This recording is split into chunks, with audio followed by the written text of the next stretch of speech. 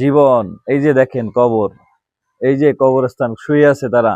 এই দুনিয়ায় আমাদের মতো এক সময় তাদের অনেক আশা ছিল, অনেক আকাঙ্ক্ষা ছিল, যারা দুনিয়ায় থাকবে, দুনিয়ার রং তামাশার ভিতরে ছিল। আজ এই দুনিয়ার রং তামাশা শেষ, তারাই শেষ, এইটাই তার জীবনের শেষ জায়গা। আপনার আমার এইটুকুই শেষ জায়গা। আরে আমরা কোন কারণে আমার আল্লাহকে ভুলে আছি? কোন কারণে? দৃষ্টান্তমূলক তো আল্লাহ তাআলা দেখাই দিতেছেন যে যুগে যুগে কত মানুষ দুনিয়াতে আসছে, তারা চলে গেছে। আরে আসার সিরিয়াল আছে, যাওয়ার তো কোনো সিরিয়াল নাই।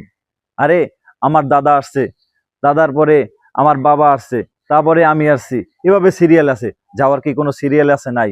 তো কিসের জন্য এত অহংকার? কিসের জন্য তো রূপের বড়াই? কিসের জন্য এত যৌবনের বড়াই?